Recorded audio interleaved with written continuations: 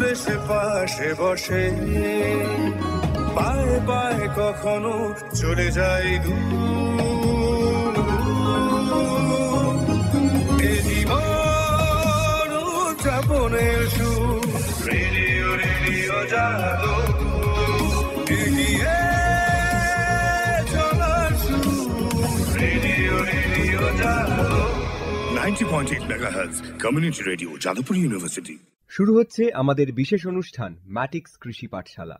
এই অনুষ্ঠানে আমরা ভূমি সুরক্ষা এবং চাষবাসের নানান দিক নিয়ে আলোচনা করব। সঙ্গে থাকবেন কৃষক এবং কৃষি বিশেষজ্ঞরা। ভারত সরকারের রাসায়নিক ও সার মন্ত্রকের উদ্যোগে এবং ম্যাটিক্স ফার্টিলাইজার অ্যান্ড কেমিক্যালস লিমিটেডের সহায়তায় অনুষ্ঠানটি সম্প্রচার করা হচ্ছে।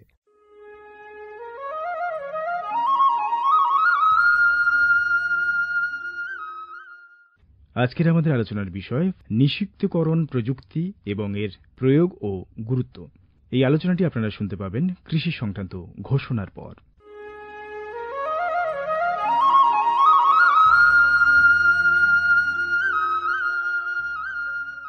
অর্থনৈতিক বিষয় সংক্রান্ত ক্যাবিনেট কমিটি তাদের ২৮ জুন ২০২৩ সভায় পিএম প্রণাম নামক একটি প্রকল্প অনুমোদন করেছে। এই প্রকল্পের উদ্দেশ্য হল ধরিত্রী ও মৃত্তিকার পুনরুদ্ধার, পুষ্টি, উন্নতি সাধন এবং তা নিয়ে সচেতনতা বৃদ্ধি। গ্রামীণ স্তর থেকে শুরু করে আমাদের সকলের প্রচেষ্টা মাতৃভূমির যত্ন ও স্বাস্থ্য রক্ষার জন্য এই অনন্য পদক্ষেপকে ফলপ্রসূ করে তুলতে পারে। এই প্রকল্পের মূল লক্ষ্য হল কৃষিতে রাসায়নিক সার এবং কীটনাশকের অত্যধিক ব্যবহার দূর করা।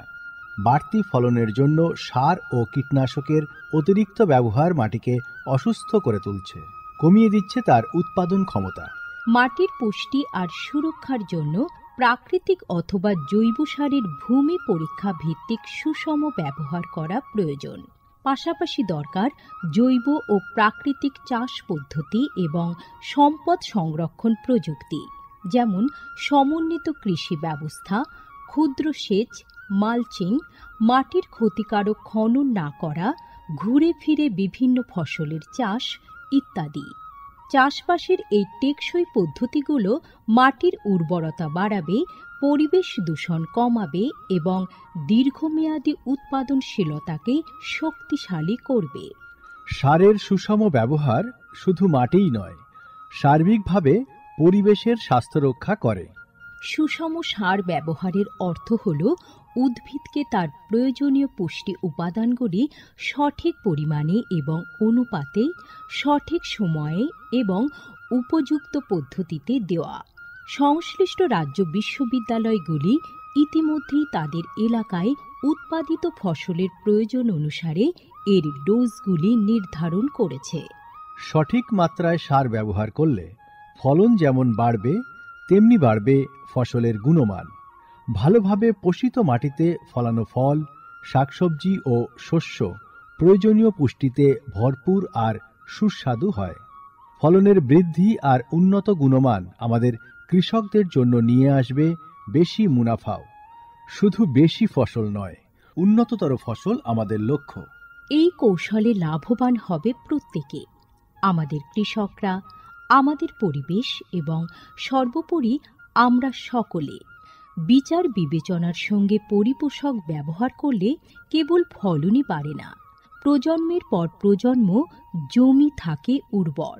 সুতরাং আসুন, একটি উজ্জ্বল এবং স্থায়ী কৃষি ভবিষ্যতের জন্য আমরা সুষম সার ব্যবহারের প্রচার ও অনুশীলন চালিয়ে যাই।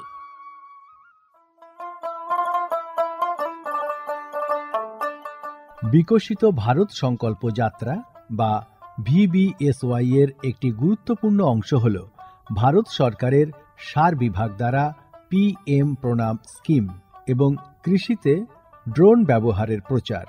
সারের সুষম ব্যবহার এবং ন্যানো সারের ব্যবহার নিশ্চিত করার কাজে সার বিভাগ বিভিন্ন সংস্থা ও মানুষকে নিযুক্ত করেছে, যেমন বিভিন্ন সার উৎপাদনকারী সংস্থা, প্রধানমন্ত্রী কৃষি সমৃদ্ধি কেন্দ্র বা PMKSK গুলি, ফিল্ড অফিসার এবং নোডাল অফিসারদের।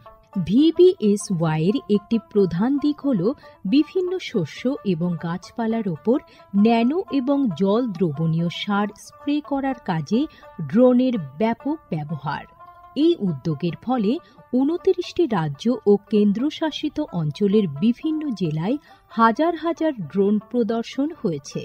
এই পদ্ধতিটি হাতে কলমে দেখিয়ে দেওয়ায় আধুনিক কৃষি প্রযুক্তি গ্রহণের সুবিধাগুলি মানুষের কাছে আরও স্পষ্ট ও বিশ্বাসযোগ্য হয়ে উঠেছে। এই জনসংযোগ কর্মসূচিগুলি দীর্ঘমেয়াদী কৃষি অনুশীলনের সুফল সম্পর্কে নাগরিকদের অবহিত করতে একটা বড় ভূমিকা পালন করেছে।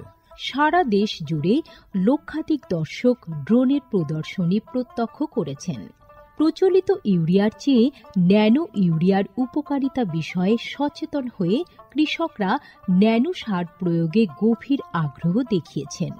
এই কর্মসূচির আলাপ আলোচনায় উঠে এসেছে জৈব চাষের উপযোগিতা, যা প্রমাণ করে চাষের এই সব অনুশীলনগুলি নিয়ে কৃষকদের সচেতনতা।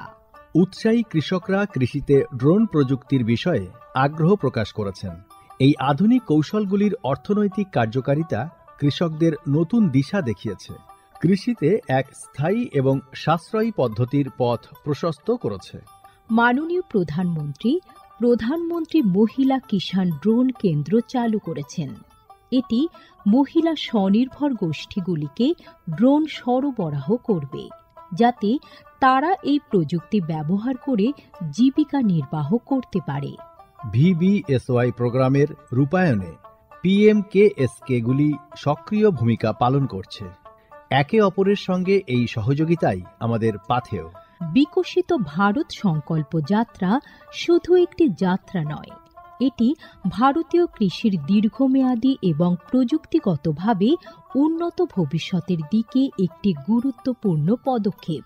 যাত্রাপথে এটি জাতির কৃষিকে সম্পূর্ণ পুনর্নির্মাণ করা, উদ্ভাবনকে উৎসাহিত করা এবং সবার জন্য একটি সবুজ, আরও সমৃদ্ধ ভবিষ্যৎ নিশ্চিত করায় অঙ্গীকারবদ্ধ। ড্রোন প্রযুক্তি, ন্যানো সার এবং দীর্ঘমেয়াদী কৃষি অনুশীলনের প্রচারের মাধ্যমে এটি কেবল সচেতনতায় তৈরি করছে না, আরও সমৃদ্ধ এবং পরিবেশ বান্ধব ভবিষ্যতের জন্য নব প্রযুক্তিকে গ্রহণ করতে কৃষকদের অনুপ্রাণিত করছে। এই কৃষি বিপ্লবের গতি প্রকৃতি প্রত্যক্ষ করলে এটা স্পষ্ট হয় যে VBSY একটি বিকশিত, উন্নত এবং দীর্ঘজীবী ভারতের বীজ বপন করছে।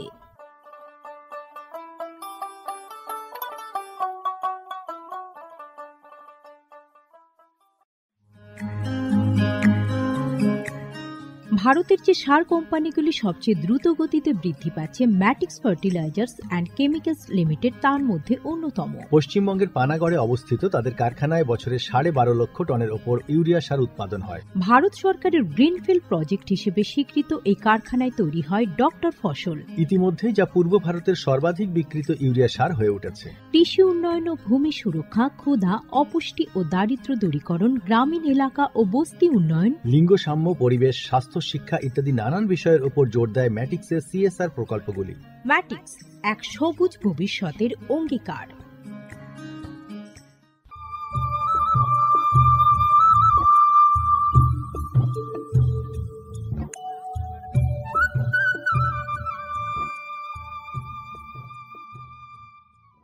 ম্যাটিক্স কৃষি পাঠশালায় আপনাদেরকে স্বাগত। আজকের আমাদের আলোচনার বিষয় নিষিক্তকরণ প্রযুক্তি এবং এর প্রয়োগ ও গুরুত্ব। আর এ ব্যাপারে বিস্তারিত জানাতে আমাদের মধ্যে আমন্ত্রিত অতিথি হিসেবে উপস্থিত রয়েছেন প্রবাসী বাঙালি কৃষি বিজ্ঞানী ডক্টর সৈকত কুমার বসু। ডক্টর বসু, আপনাকে স্টুডিওতে স্বাগত। নমস্কার, আপনাদের শ্রোতাদের আমার প্রীতি, শুভেচ্ছা এবং ভালোবাসা জানাই। সঙ্গে রয়েছে আমি আপনাদের বন্ধু সুব্রত। যে কথা আমাদের আজকের আলোচনার বিষয় বা শুরুতে আপনাকে থেকে জানতে চাইব, এই যে ফার্টিগেশন টেকনোলজি যেটা আমরা বলছি, বা যদি বাংলায় বলি নিষিক্তকরণ প্রযুক্তি, এই ব্যাপারটাই কি আসলে? ফার্টিগেশন টেকনোলজিটাকে একটা তো নিষিক্তকরণ আমরা বলি, এটা একটু খটোমটো ভাষা, আরো সহজ ভাষায় বললে এটাকে তরল সেচ বলতে পারি আমরা। তরল সেচ, লিকুইড ফার্টিলাইজেশন। একদম। আচ্ছা, এই ফার্টিগেশন শব্দটা এসছে কোথা থেকে? ফার্টিগেশন শব্দটা এসছে ইংরেজিতে সারকে আমরা বলি ফার্টিলাইজার, আর সেচকে আমরা বলি ইরিগেশন। আচ্ছা, তাহলে ইরিগেশন অর্থাৎ সেচের মাধ্যমে যদি আমি একই সাথে জমিতে ফার্টিলাইজার অথবা সার প্রয়োগ করি, এই দুটোকে শব্দকে মিলে এটা একটা আর্টিফিশিয়াল শব্দ। মানে বাংলায় কি সমাস হয়ে গেল? বাংলায় একটা মানে সমাসের মতো দাঁড়ালো, যে ফার্টিলাইজার আর ইরিগেশন দুটোকে মিলিয়ে একে বলা হচ্ছে ফার্টিগেশন। একেবারেই সেই আমাদের দ্বন্দ্ব সমাস বা দ্বন্দ্ব সন্ধির কথা আমরা বলতাম, এটা হচ্ছে সেই জিনিসটা। সহজ করে বলতে গেলে এটা হচ্ছে জমিতেই আপনি চাষ করছেন, কিন্তু চাষটাতে আপনার ফার্টিলাইজার, আমরা যখন সার প্রয়োগ করি, আমরা তো অনেক সময় সার একটু বেশি কম ছড়িয়ে ছিটিয়ে আমাদের বাহুল্যটা থাকে। এই পদ্ধতিতে একেবারে নির্দিষ্ট পরিমাণে ফার্টিলাইজার একেবারে লিকুইড তরল পদ্ধতিতে সেচের জলের সাথে মিশে গাছের কাছে গিয়ে পৌঁছচ্ছে। আচ্ছা, এবং যে সেচ ব্যবস্থার মাধ্যমে এই ফার্টিগেশন সব থেকে ভালো কাজ করে, সেইটাকে আমরা বলি ড্রিপ ইরিগেশন টেকনোলজি। অর্থাৎ আপনারা দেখবেন ওই যে টিউবের মাধ্যমে আপনার সেচের জল যাচ্ছে, এখন প্রচলিত, এবং তার থেকে ফোঁটা ফোঁটা ফোঁটা ফোঁটা করে যে জলটা পড়ছে, এই যে সেচ ব্যবস্থা, এই সেচ ব্যবস্থার সাথে এই ফার্টিগেশন বা তরল সেচ পদ্ধতিটা সব থেকে ভালো কাজ করে। মানে মূলত এখন তো জলের অপচয় কমাতে হোক বা যে সমস্ত অঞ্চলে কমাতে হোক, খরচ জলের হোক, প্রয়োজন মতো জলের যোগান নেই, সেই সমস্ত অঞ্চলে এই সিস্টেমটা বোধহয় খুবই কার্যকরী, খুব কার্যকরী। বিশেষ করে ফলের বাগান, মানে অর্চার্ড যেগুলো রয়েছে, এই ধরনের গাছ, মেডিসিনাল প্লান্টের চাষ, অথবা কিছু কিছু সবজি চাষ, যাদের মধ্যে একটু গ্যাপ দিয়ে চাষটাকে করা যেতে পারে, মানে দুটো সারির মধ্যে যেখানে গ্যাপ, যেখানে একটু আস্তে করে এই টিউবটাকে বসানো যেতে পারে, বা যেখানে মানুষের চলাচলটা কম, মানে আপনি যদি আবার এই টিউবের উপর হেঁটে চলে যায়, তাহলে এই ধরনের সেনজিটিভ টিউবগুলো ভেঙে যেতে পারে। তাহলে সেই রকম জায়গায় এই ধরনের চাষগুলোর ক্ষেত্রে এটা খুব কার্যকরী, ভীষণ। এবং একেবারে সুনির্দিষ্ট অ্যামাউন্টে ফার্টিলাইজার বা সার প্রয়োগ করা যায় একেবারে সেচের মাধ্যমে। এই জন্যে এই তরল সেচ পদ্ধতিটি মানে কিছু কিছু ক্ষেত্রে বিশেষভাবে জনপ্রিয়। এই সেচ ব্যবস্থার আবিষ্কর্তা কিন্তু ইসরায়েল। এই সেচ ব্যবস্থার মাধ্যমেই তারা কিন্তু মরু অঞ্চলে সবুজ করে ফেলেছে এই সেচ ব্যবস্থার মাধ্যম দিয়ে। সুতরাং তারাই এটার প্রবক্তকরণ করেছে, এবং এই সেচ ব্যবস্থা ইসরায়েল থেকে, আমাদের ভারত থেকে শুরু করে সারা পৃথিবীতে ছড়িয়ে পড়েছে, কিন্তু মূল এই প্রযুক্তির আবিষ্কারক হচ্ছে ইসরায়েল। বাহ, তার মানে আমরা কিন্তু এখানেই দেখতে পাচ্ছি যে বিদেশি টেকনোলজি আমরা গ্রহণ করলাম এবং সেটাতেই আমরা স্বাচ্ছন্দ্য, এবং বিদেশি যে প্রযুক্তি সেটা আমরা গ্রহণ করার পরে আমাদের কৃষিকাজে একটা নতুন বিপ্লব আসতে চলেছে। একদম তাই, একদম খুব সুন্দরভাবে আসছে। তবে এই চাষটা করতে গেলে, মানে এই তরল সেচটা করতে গেলে কতগুলো নিয়মাবলী মানতে হয়। সেই নিয়মাবলীগুলো কিরকম? একেবারে সেই অঙ্কের খাতার ফর্মুলার মতো। সেটা হচ্ছে এইটা, যে যেহেতু এটা জলের মাধ্যমে, আমরা তো সার কি, সার তো বিভিন্ন ধরনের রাসায়নিক সার, মানে এক ধরনের রাসায়নিক মানে কেমিক্যাল। তাহলে আপনাকে জানতে হবে এই চাষটা করার আগে যে কোন ধরনের সার আমরা এই জলের মধ্যে দিয়ে গাছকে দিতে পারি। তাহলে প্রথম যে জিনিসটা আমাকে জানতে হবে যে আমি এমন ধরনের সার বা এমন ধরনের রাসায়নিকগুলোকে বাছবো যারা জলে সহজে দ্রবীভূত হয়। অর্থাৎ জলে যারা সলিউশন তৈরি করতে পারে। সব কেমিক্যাল কিন্তু জলে মেশে না, তাই না? আমি যদি ন্যাপথলিনকে জলের মধ্যে দিই, ন্যাপথলিন কিন্তু জলের মধ্যে মিশবে না, তার জন্য আলাদা সলভেন্ট লাগবে। সেই রকম এই ধরনের যে সমস্ত রাসায়নিক সারগুলি জলের মধ্যে সহজভাবে মিশে যায়, নাম্বার ওয়ান হচ্ছে সেই ধরনের আমাদের সারগুলোকে নিয়ে নিতে হবে, নাম্বার ওয়ান। নাম্বার টু হচ্ছে যে আমাকে আবার জানতে হবে সারের মধ্যে একটা ওই fertiliser to fertiliser, chemical to chemical interaction হয়। অর্থাৎ কিরকম? আমরা তো দেখছি যে আমাকে রসায়ন জিনিসটা কি, একটা জিনিসের সাথে আমরা আরেকটা জিনিস মেশালাম, আরেকটা জিনিস তৈরি হচ্ছে পরিবর্তিত পরিস্থিতিতে। তো অনেক সময় দেখতে পাওয়া যাবে যে আমাদের একেবারে চোখের সামনেই একটার সাথে আরেকটা কেমিক্যাল মেশালে দেখবেন একটা অধক্ষেপ, আমরা যেটা টেস্ট টিউবে বা একটা গ্লাসে দুটো কেমিক্যাল মিশিয়ে জমতে থাকে, আমরা দেখব নিচে অধক্ষেপ পড়তে শুরু করেছে। এই ধরনের প্রেসিপিটেশন অথবা সলিউবল সল্ট যাদের বলি, যখনই তৈরি হবে সেটা কিন্তু এই সেচ ব্যবস্থার জন্য ভালো নয়। কেন ভালো নয়? তার কারণটা হচ্ছে এই যে আমরা ড্রিপ ইরিগেশন সিস্টেমটার কথা বলছি, পাইপের মধ্যে কিন্তু ছোট্ট ছোট্ট ছিদ্র রয়েছে যার মধ্যে দিয়ে ড্রপ ড্রপ করে জলটা পড়ছে।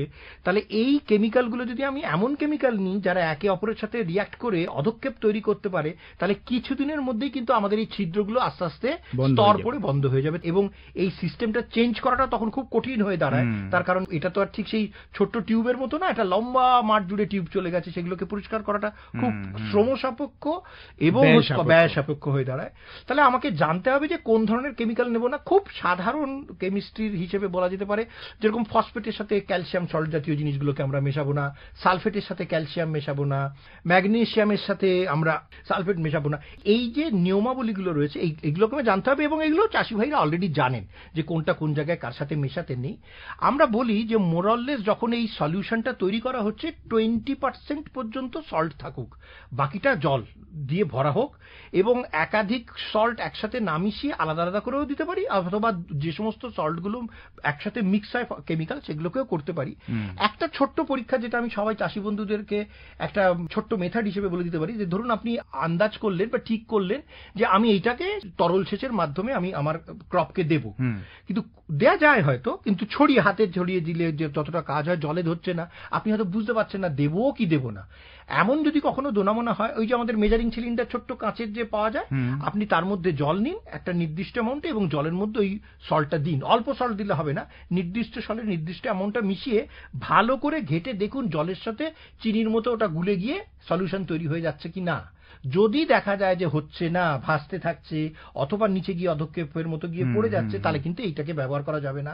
কখনো কখনো আমরা বলি এইটা মিশিয়ে 24 ঘন্টা পর্যন্ত অপেক্ষা করতে পারেন। যদি দেখা যায় যে 24 ঘন্টার মধ্যেও আপনার ওই জিনিসটা জলের মধ্যে মিশছে না ভালো, তাহলে বোঝা যাবে যে এই সারটা এর মধ্যে প্রয়োগ করা যাবে না। তাহলে এটা একটা ঘরোয়া পদ্ধতি, তার মধ্যে করা যাবে, বা এটা একটা খুব সুন্দর পদ্ধতি আপনি বললেন, আমাদের কৃষক বন্ধুদের খুব কাজে লাগবে আর কি। যে আমি জিনিসটা ড্যামেজ করে ফেলার আগে আমি যদি একটু ছোট্ট ঘরোয়া পরীক্ষা করে দেখে নিই যে এটা এটার সাথে মিশ খাচ্ছে কিনা, তাহলে এটা একটা বড় কাজ। আরেকটা যেটা জিনিস আমরা লক্ষ্য করে দেখি সেটা হচ্ছে জলেরও তো প্রপার্টি রয়েছে, জলও তো এক ধরনের রাসায়নিক।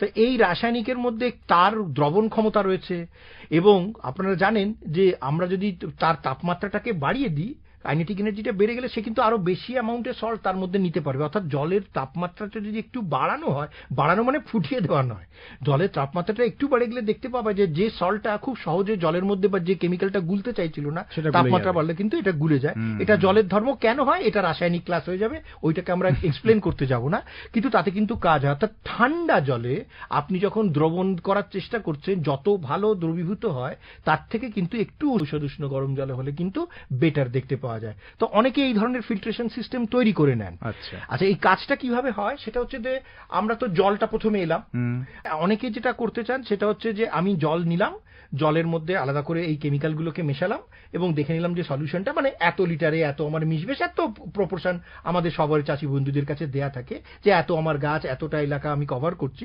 দিয়ে আমি পাম্পের সাহায্যে সেই জলটা ভালো করে যেন দেখতে হয় কোথাও ড্রপলেট পার্টিকেল গুঁড়ো না ভাসে, নোংরা না হয়।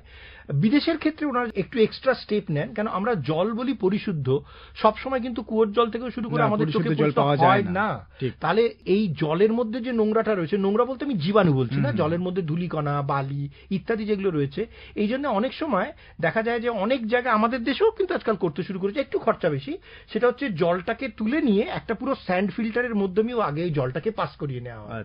তার ফলে যেটা হয় জলের মধ্যে ধুলিকণা ময়লা বালি যেগুলো আছে, জীবাণুর কথা বলছি না কিন্তু জাস্ট পার্টিকেল, পাথরের টুকরো, এগুলো সমস্ত তারা সেটেল করে গেল। তাহলে যে পরিশুদ্ধ জলটা বেরোলো তার মধ্যে ফার্টিলাইজার মিক্সিং করলে তাহলে আপনি আরেক স্টেপ আপনার এই যে সিস্টেমটাকে রক্ষা করার জন্য আপনাকে এটাকে প্রস্তুত করে ফেললেন, নাম্বার 1। নাম্বার 2 হচ্ছে এইটাকে মিক্সিং করার পরে অনেকেই সেচের জল হিসেবে ওই সিস্টেমটার মধ্যে দিয়ে দিচ্ছেন, ড্রিপ ড্রিপ ড্রিপ ড্রিপ করে যাচ্ছেন। অনেকে ভেঞ্চুরি বলে একটা পাম্পের সিস্টেমে ইউজ করে থাকে, যেখানে এইটা সিস্টেমটা ভ্যাকিউম তৈরি করে, তার ফলে ওই সাকশন মেশিনের মতো এই জলটা একটা প্রেসার ক্রিয়েট করে যাচ্ছে এবং জলের গতিবেগটাকে কমিয়ে দিলেন, না হলে তো জল হুড়ুর হুড়ুর করে পড়তে থাকবে। অনেকে করেন অনেকে করেন না। অনেক সময় দেখতে পাওয়া যায় যে কোনো কোনো ক্ষেত্রে যেই সব মানে চাষি ভাইরা বা যে সমস্ত ফার্মে এগুলোকে খুব নির্দিষ্ট করে মেনটেন করা হয়, এই ভেঞ্চুরি সিস্টেমের কথা বাইরে একদম মানে পাওয়া যায় না। এখন মোটামুটি আমাদের কৃষক বন্ধুদের মধ্যে সেই সচেতনতা এসেছে, এবং দেখা যায় আরেকটা জিনিস যেটা হচ্ছে যে পাইপটা যেখানে চলে যাচ্ছে, যে গাছের গোড়ায় গিয়ে ড্রিপ ইরিগেশনে পড়বে, সেখানে আবার একটা ছোট নজেল মতো কিছু রয়েছে, নজেলের মতো দিয়ে দেওয়া হয় যাতে সেইটাও ড্রপ ড্রপ ড্রপ ড্রপ করে পৌঁছায়। গাছ বিশেষে আপনি দেখবেন সেটাকে আবার একটু ইনজেকশন সিস্টেমও করে দেওয়া হয়, মানে কোন কোন জায়গায় দেখছেন নজেল থেকে ড্রপটা আপনি দেখতে পাচ্ছেন, কোন কোন জায়গায় গাছের ক্ষেত্রে দেখবেন একদম নিডলের মতো মাটির মধ্যে ঢুকিয়ে দেওয়া রয়েছে, যে ডিরেক্ট রুটে না পড়ে তার একটা রুটের আশেপাশে গিয়ে ধীরে ধীরে কেমিক্যালটা অ্যাবজর্ব হবে। অনেক ক্ষেত্রেই গাছ বিশেষ নির্ভর করে কোন ধরনের গাছের কথা বলছি, বিশেষ করে ফ্রুট অর্চার্ডের ক্ষেত্রে, ফলের চাষের ক্ষেত্রে এটা কিন্তু খুব কার্যকরী, যেখানে খুব ধীর গতিতে নিউট্রিয়েন্টগুলো যদি যায় তাহলে গাছ সেগুলোকে আপটেক করার জন্য সময়টুকু পায়।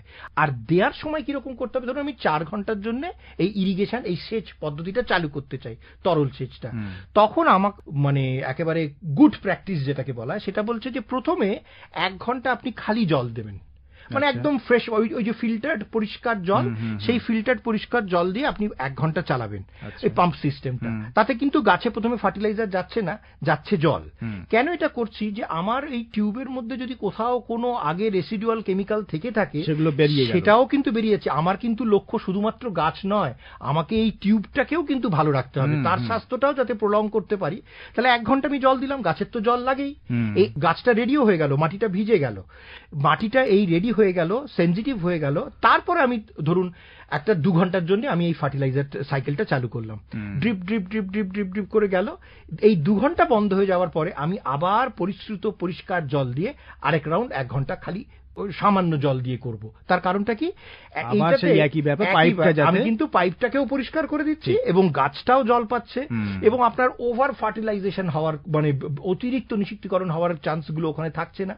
এই পদ্ধতিতে ব্যবহার করা স্লো রিলিজ সিস্টেম, যেটা আমাদের মূলত টার্গেট, আমাদের প্রতিটি অনুষ্ঠানে কৃষক বন্ধুদের স্বার্থে তাদের সুবিধার্থেই করা, এবং মেন টার্গেট রয়েছে যে জলের অপচয় কম করা এবং সারের যথাযথ প্রয়োগ। একদম একদম, যেটা আমাদের অনুষ্ঠানের মূল প্রতিপাদ্য বিষয় বা প্রত্যেকটা টার্গেট থাকে, যে আপনারা খরচা করে কৃষিকাজ করছেন, তাকে সেখান থেকে তো একটা লাভ পাওয়ার আশায়, যদি না সেটা করতে পারেন তাহলে তো চাষ করে লাভ নেই। একদম না। এবং সেই কারণে যদি সারের যথাযথ প্রয়োগ এবং পরিমিত ব্যবহার করা যায়, তাহলে তবে বোধহয় যে খরচটা আপনি করছেন সেখান থেকে একটা সুফল পাওয়া যেতে পারে। আর এটা কিন্তু দুটো সিস্টেমেই ব্যবহার করা যায়, অর্থাৎ ওপেন মাঠে যখন আপনি চাষ করছেন সেখানেও আপনি এই সিস্টেম ব্যবহার করতে পারেন। আপনি যদি ক্লোজ সিস্টেম, অর্থাৎ কিনা গ্রিন হাউস বা কাচের ঘর ইত্যাদি সিস্টেমের মধ্যে সেখানেও এই পদ্ধতি ব্যবহার করা যেতে পারে। অনেক গ্রিন হাউসেই ধরুন খুব দামি ফুল যারা চাষ করেন, খুব যেগুলো বিদেশে যাচ্ছে, এই সমস্ত ফুলের জন্য অনেক সময় হয় না যে আমরা হয়তো উত্তরবঙ্গের ফুলটা দক্ষিণবঙ্গেই চাষ করে ফেলছি, এবং সেটা কোথায় করছি, আমাদের বাইরের পরিবেশে করলে সেই ফুল ভালো হবে না, আমাকে কিন্তু গ্রিন হাউসের মধ্যে, পলি হাউসের মধ্যে ব্যবস্থা করতে হবে। তাদের ক্ষেত্রে কিন্তু এই রেস্ট্রিক্টেড ইরিগেশন, রেস্ট্রিক্টেড ফার্টিগেশন ইত্যাদিগুলো খুব ভালো কাজ করে, সেরকম ভেবেও ব্যবহার করতে পারা যায়। আচ্ছা, মোটামুটি আমরা তো এর ব্যবহারিক দিক বা কিভাবে প্রয়োগ করা দরকার, কি কি সুবিধা জানলাম, আর অসুবিধা তো কিছু থাকবে। অসুবিধা কিছু কিছু আছে, সেটা হচ্ছে যে এই প্লাগিং সিস্টেমটা। প্লাগিং বলতে আমরা যদি এই সিস্টেমটার সাথে অভ্যস্ত না থাকি, এটাকে পরিষ্কার কি করে করতে হবে, পরিশ্রুত জল যে মাঝে মাঝেই তার মধ্যে পাঠাতে হবে, কখনো কখনো কোনো সিস্টেমে, বিশেষ করে গ্রিন হাউসগুলোতে অনেক সময় ওরা করেন কি, এর মধ্যে তো হালকা শুধু গরম জলও পাস করান, ড্রপ ড্রপ ড্রপ ড্রপ গরম জল পড়ছে। কেন না, এই যে আমি দীর্ঘদিন ধরে কেমিক্যাল ব্যবহার করছি এই যে টিউবের মধ্যে, সেটা প্লাস্টিকের টিউবেই হোক বা অ্যালুমিনিয়ামের টিউবই হোক বা অন্যান্য মেটেরিয়ালের, আজকাল তো বিভিন্ন কোয়ালিটির প্লাস্টিক্স বেরিয়েছে, এর ভিতরে ঠিক আমাদের হার্টে যেরকম হয় না অ্যাথেরোস্ক্লেরোসিস বলে, ওই ভিতরে কিন্তু একটা আস্তরণ পড়তে শুরু করে, একটা নুনের আস্তরণ। হ্যাঁ, এটা দীর্ঘদিন জল যেখান থেকেই যাক না কেন তার একটা আস্তরণ কিন্তু আস্তরণ রেখে যাবে, এবং যেহেতু তার মধ্যে আমি আবার কেমিক্যাল দিচ্ছি, তাহলে একটা কেমিক্যালের আস্তরণ পড়ার হচ্ছে একটা চান্স থাকে। আর বিশেষ করে আমাদের দেশের জলগুলোর মধ্যে তো এত পরিশ্রুত পাওয়া যায় না, তার মধ্যে খনিজ পদার্থ থাকে, তাহলে তাদের সাথে কিন্তু একটা কেমিক্যাল রাসায়নিক বিক্রিয়া হচ্ছে। সেই রাসায়নিক বিক্রিয়াগুলো শুনলে মাঝে মাঝে এরকম হয় যে তারা ভিতরে একটা আস্তরণ পড়ে যাচ্ছে। অনেক সময় এই টিউবগুলো পার্ট টিউব করা যায়, মানে কিছু দূর অন্তর অন্তর টিউবগুলোকে খুলে ফেলা যেতে পারে, তাহলে সেইগুলোকে করে একটা মেইনটেনেন্সের পার্ট কিন্তু এখানে মেইনটেইন করতে হয়। আপনাকে সেটাকে খুলতে হবে, পরিচর্যা করতে হবে, পরিষ্কার করতে হবে, কোনো জায়গায় হয়তো ক্র্যাক হয়ে গেছে সেগুলোকে রিপেয়ারিং করার ব্যবস্থা। কিন্তু মূলত যদি রেগুলার পরিষ্কার রাখার ব্যবস্থাটা করা হয়, ওয়াটার ফ্লাশিং করা হয় গরম জল দিয়ে, ঠান্ডা জল দিয়ে, ঠান্ডা জল বলতে আমি বরফ জলের কথা বলছি না, এমনি সাধারণ টেম্পারেচারের মধ্যে দিয়ে, তাহলে আমি দেখতে পাবো আস্তে আস্তে আমাদের এই সিস্টেমটা কিন্তু পরিষ্কার থাকছে। ওই ছিদ্রটা ভীষণ ইম্পর্টেন্ট, এত সূক্ষ্ম ছিদ্র যেখান দিয়ে হালকা করে ড্রপ ড্রপ ড্রপ ড্রপ জলটা পড়বে, ওই ছিদ্রটা বন্ধ হয়ে যাওয়ার খুব চাক থাকে। মাঝে মাঝে হালকা পিন বা কিছু দিয়ে ওই ছিদ্রগুলোকে ওপেনও অনেক সময় করে দেন, অনেকে যান মেনটেনেন্স করার মধ্যে প্রত্যেক 2 দিন অন্তর অন্তর ওই প্রত্যেকটা ছিদ্র চেক করে করে সেখানে একটা করে দিয়ে দিচ্ছেন, যে নজলগুলোর মধ্যে দিয়ে যাচ্ছে সেই নজলগুলো পরিষ্কার করার। তাহলে এই জন্য এইটার একটু কিছুটা শ্রমসাধ্য, কিছুটা আমি বলবো পরিশ্রম সাধ্য পার্ট পড়ে, কিন্তু এই ধরনের চাষের যারা সুব্যবস্থা পেতে চান, আপনি যদি আপনার চান যে এই পাইপলাইনটা দীর্ঘদিন ভাবে আপনাকে আর কিনতে না হয়, আমি যেটাকে সাস্টেন করতে চাই, তাহলে এই মেনটেনেন্সটা কিন্তু খুব দরকার। একদম, যে কোনো জিনিস আমাদের যদি যত্নে রাখা যায় তার লংজিভিটিটা বাড়বে। তা এই যে পাইপের কথা আলোচনা করছি বা ডিপ ইরিগেশন বা স্প্রিংলার যেগুলো হচ্ছে এবং কৃষক বন্ধুরা যারা আগ্রহী হবেন চাষ করার জন্য সেই সিস্টেমটা লাগাতে চান, এটা তো একটা খরচ সাপেক্ষ ব্যাপার। এর জন্য বিশেষ কিছু সুবিধা সুযোগ বলতে আজকাল এগুলোর মানে ডিফারেন্ট ফর্মস এন্ড ভ্যারাইটির, মানে খুব দামি, একদম অত্যন্ত বেশি দামি, যেগুলো নানান রকম টেম্পারেচারে কাজ করবে বা ওর মধ্যে খুব করসিভ কেমিক্যাল গেলে তাদের অসুবিধা হবে না, এইরকম উচ্চ মানের মেটেরিয়াল দিয়ে তৈরি পাইপও রয়েছে। আবার যেরকম হয় নিচু সস্তার দিকের গ্রেডেরও পাইপ রয়েছে। আপনি কি ধরনের চাষটা করছেন, যদি খুব দামি চাষ হয় যার মার্কেট ভ্যালু প্রচুর এবং যেটা খুব সেনজিটিভ, যেরকম বলছি ফুলের চাষ, অনেক জায়গাতেই আছে এই ফুলগুলোকে বিদেশে যাচ্ছে, তার একটা খুব হাই ক্যাটাগরি আপনাকে মেনটেন করতে হয়। সেই সবের জন্য যারা গ্রিন হাউসে করছেন তাদের জন্য এক দামি পাইপ বা দামি স্প্রিংক্লারিং সিস্টেমগুলোকে আপনাকে কিনতে হবে। কিন্তু যদি মাঠে কাজ করেন তাহলে তার জন্য আপনি তুলনামূলকভাবে আরেকটু কম খরচার জিনিসপত্রগুলো ব্যবহার করতে পারেন। আচ্ছা, এই যে বিদেশের কথা বললেন, তখন আবার একটু জানতে ইচ্ছা করছে আপনার কাছে। দীর্ঘদিন আপনি প্রবাসে রয়েছেন, গবেষণা করছেন কৃষি নিয়ে। এখানে আজকের আমরা যে বিষয়টি নিয়ে আলোচনা করছি, যে ফার্টিগেশনের ব্যাপারটা, সেখানে কি এই রকম সিস্টেমেই অধিকাংশ চাষাবাস? মানে অধিকাংশ না হলেও একটা বড় পার্ট অফ চাষাবাস এইভাবে করা হয়। এবার বিভিন্ন দেশেই চাষিদের না মানে প্রথাগত, অর্থাৎ আমি আমার বাপ ঠাকুরদা যেগুলো চলে আসছে আর কি, সেইভাবেই তারা চাষ করতে পছন্দ করে। কোনো ক্ষেত্রে কোনো চাষ বা ধরুন একটা বিদেশি কোনো ক্রপ, আজকে আমি আমার দেশে এটাকে চাষ করতে চাই, যার জন্য আমাকে এই মেকানাইজ সিস্টেমগুলো ব্যবহার করতে হবে, তারা এটা ব্যবহার করে। মূলত এই উচ্চ প্রযুক্তিগুলো তারা বেশি ব্যবহার করেন যখন তারা খুব দামি ক্রপ গ্রিন হাউসের মাধ্যমে চাষ করছেন, অর্থাৎ ক্লোজড এলাকার মধ্যে যখন চাষ করছেন তখন এইগুলোকে বেশি ব্যবহার করেন। মূলত না হলে তাদের যে প্রথাগত চাষের যে সিস্টেম সেটাকে করেন, কিন্তু একেবারেও যে করেন না তা নয়, ডিপেন্ডিং অন আপনি কি ধরনের চাষ করছেন। কিন্তু ড্রিপ ইরিগেশন সিস্টেমটা তো যেহেতু খুব পপুলার হয়ে গেছে, তাতে আপনি ফার্টিগেশন ব্যবস্থা ব্যবহার করুন কি না করুন, ড্রিপ ইরিগেশনটা কিন্তু এক্সটেন্সিভলি ব্যবহার করা হয়। কেউ তার মধ্যে তরল সেচ ব্যবহার করেন, কেউ তরল সেচ ব্যবহার করেন না। অনেকে হয়তো তরল সেচ ব্যবহার করে খুব একটা ভালো ফল পায়নি, তার কারণ হচ্ছে অনেক সময় তাপমাত্রার উপর নির্ভর করে ওই ভিতরে ক্রিস্টালাইজেশন হয়ে যাওয়া বা নুনের আস্তরণ পড়ে যাওয়া। এর অনেক সময় অনেকে বলেন যে এটা আমার জন্য অত্যন্ত পরিশ্রম সাধ্য হয়ে পড়ছে, বাবা তার থেকে আমি এমনি ফার্টিলাইজার যদি আলাদা করে দিই, তাতে যদি আমার বেশি লাগলো, কিন্তু আমার মেইনটেনেন্সটা পরিশ্রম সাধ্য। কিন্তু এই সিস্টেমটা মেইনটেইন করতে পারলে যেটা হয় সেটা হচ্ছে যে কৃষি দূষণের যে কথাটা বলছি সেটা একেবারে মিনিমাইজ করে দেওয়া যায়। জলের রিসাইক্লিং বলুন, জলের ব্যবহার বলুন, সেটাকে অত্যন্ত কমিয়ে আনা যায়।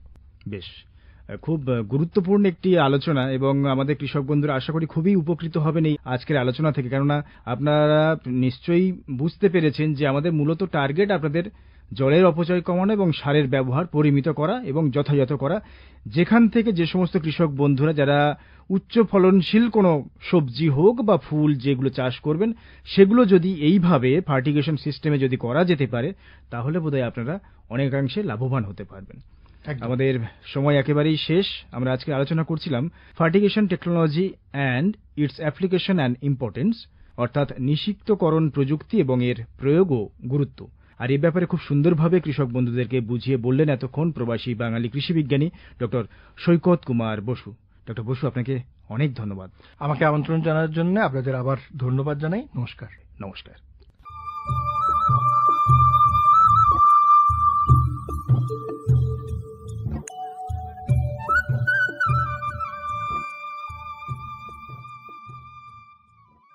এতক্ষণ শুনলেন আমাদের বিশেষ অনুষ্ঠান ম্যাটিক্স কৃষি পাঠশালা, ভারত সরকারের রাসায়নিক ও সার মন্ত্রকের উদ্যোগে এবং ম্যাটিক্স ফার্টিলাইজার অ্যান্ড কেমিক্যালস লিমিটেডের সহায়তায় অনুষ্ঠানটি সম্প্রচার করা হলো। কেমন লাগলো এই অনুষ্ঠান আমাদের জানাতে পারেন। আমাদের ফোন নম্বর 0332457262, email ID radiojeu@gmail.com, YouTube channel radio JU এবং ইনস্টাগ্রাম radio_ju। আজকের মতো ম্যাটিক্স কৃষি পাঠশালা এই পর্যন্ত। শুনতে থাকুন কমিউনিটি রেডিও জেইউ 90.8 মেগাহার্টজ। ভারতের যে সার কোম্পানিগুলি সবচেয়ে দ্রুত গতিতে বৃদ্ধি পাচ্ছে ম্যাটিক্স ফার্টিলাইজার্স অ্যান্ড কেমিক্যালস লিমিটেড তার মধ্যে অন্যতম। পশ্চিমবঙ্গের পানাগড়ে অবস্থিত তাদের কারখানায় বছরে 12.5 লক্ষ টনের ওপর ইউরিয়া সার উৎপাদন হয়। ভারত সরকারের গ্রিনফিল্ড প্রজেক্ট হিসেবে স্বীকৃত এই কারখানায় তৈরি হয় ডক্টর ফসল। ইতিমধ্যেই যা পূর্ব ভারতের সর্বাধিক বিক্রিত ইউরিয়া সার হয়ে উঠেছে। কৃষি উন্নয়ন ও ভূমি সুরক্ষা, ক্ষুধা, অপুষ্টি ও দারিদ্র্য দূরীকরণ, গ্রামীণ এলাকা ও বস্তি উন্নয়ন, লিঙ্গ সাম্য, পরিবেশ, স্বাস্থ্য শিক্ষা ইত্যাদি নানান বিষয়ের উপর জোর দেয় ম্যাটিক্সের CSR প্রকল্পগুলি। ম্যাটিক্স, এক সবুজ ভবিষ্যতের অঙ্গীকার।